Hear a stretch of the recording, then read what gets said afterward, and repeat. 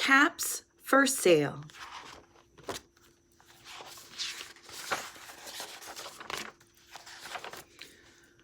Once there was a peddler who sold caps, but he was not like an ordinary peddler carrying his waves on his back.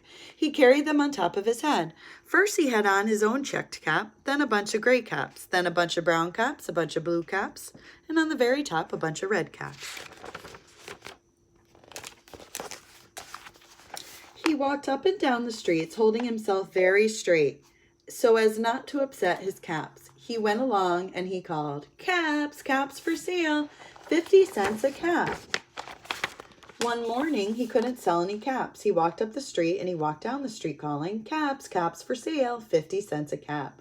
But nobody wanted any caps. That morning, nobody wanted even a red cap. He began to feel hungry, but he had no money for lunch.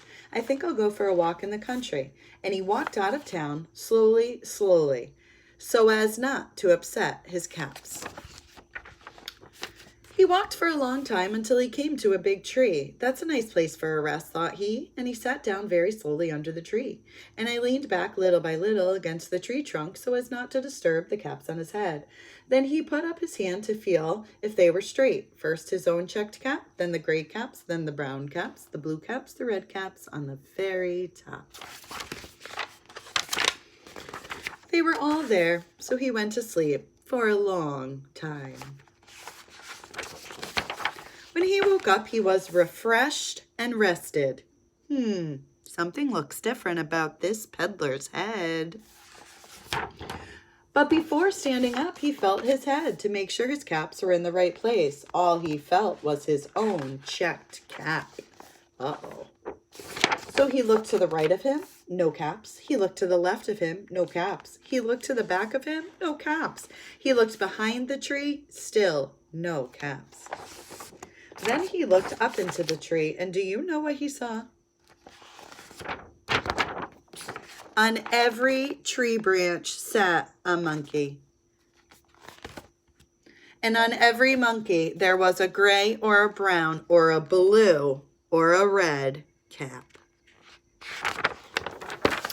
The peddler looked at all the monkeys. The monkeys looked at the peddler. He didn't know what to do. Finally, he spoke.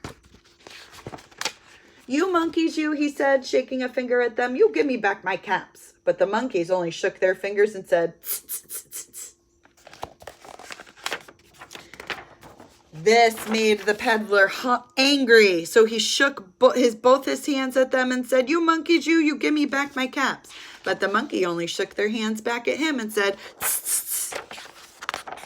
Now he felt very angry. He stamped his feet and said, "You monkeys, you better give me back my caps." But the monkeys only stamped their feet back at him and said, "Tss, tss, tss."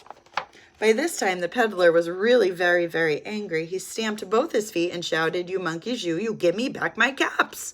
But the monkeys only stamped both their feet back at him and said, "Tss, tss, tss." At last, he became so angry, he pulled off his own cap, he threw it on the ground, and he walked away. But then each monkey pulled off their caps, and all the gray caps and all the brown caps and all the blue caps and all the red caps, they all came flying down out of the tree. So the peddler picked up his caps, put them back on his head, first his own checked cap, then the gray ones, then the brown ones, then the blue ones, then the red ones at the very top.